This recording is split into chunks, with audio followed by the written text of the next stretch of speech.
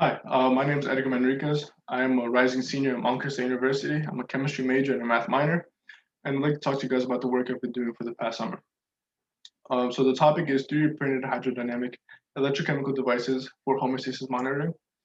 And to start off, 3D printing is a very versatile tool, and it's very effective in producing devices that not normal fabrication methods cannot do. So for something applications such as this one to take it to space, a 3D printer would be ideal because of the fact that it would allow to print not only devices like the one I'm about to talk to you about, but also any tool that you may need. And because of the fact that most of the things that are printable, material that's printable, are polymers, you can just break them down and then reuse them. And so you have an endless cycle of what you can produce and what you can make. So our devices were printed using Ultimaker S3 3D printer, and this printer was ideal and for our application because of the fact that it had two extruders, which allows us to print two materials at once. So if you look at the image under methods, that is the actual device that we printed. The black components are the electrodes, and these are made with carbon embedded polylactic acid, PLA, which makes it conductive. And the rest of the body was made using clear polylactic acid. And once these were printed, and as I said, both materials can be printed at once. So once it was printed, it was ready for use.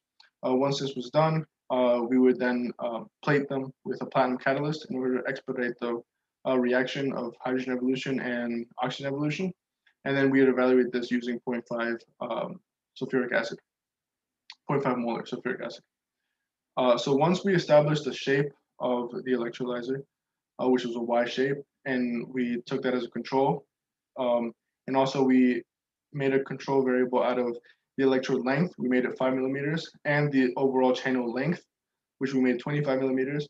The parameters that we tweaked in order to see how the efficiency would change was the channel width, so seeing how far apart to put the cathode and anode, and the channel height, so how tall these channels were. So in the first three graphs that you can see, these are all devices that are 3 millimeters in height. However, the width is varied from 2 millimeters to 4 millimeters to 6 millimeters. And in these graphs, the blue line indicates the current that was drawn when it was not plated. So right off the printer, that's how much current was drawn, which is almost nothing.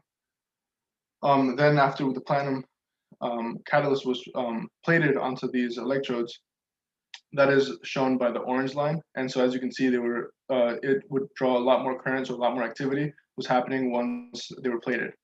And for both the 3 millimeter height and the 5 millimeter height, the best and most current drawn devices were the ones that had a 4 millimeter width, which goes to show that the width does have a play in the efficiency.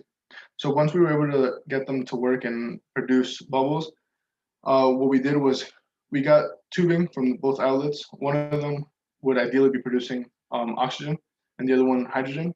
And we placed these into inverted test tubes that were full of liquid.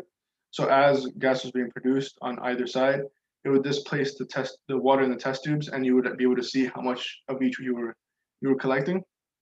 Ideally, you'd want a 2-to-1 ratio between the hydrogen and oxygen, and this is due to the stoichiometric value of the reaction.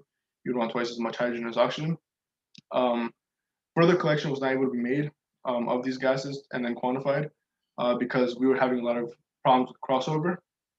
To mitigate this, we tried to increase the flow rate, and this actually did mitigate the amount of crossover. But further collection needs to be done and established. And from this collection, you can then test it using gas chromatography. And from this collection, you can also calculate Faradic efficiency, which is something that needs to be done in the future.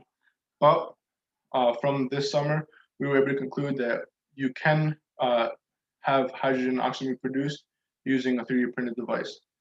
And with that being said, I'd like to thank NASA and the New Jersey Space Grant Consortium Summer Internship for their help, as well as PSEG ISS Green Teams Program from Montclair University for additional support.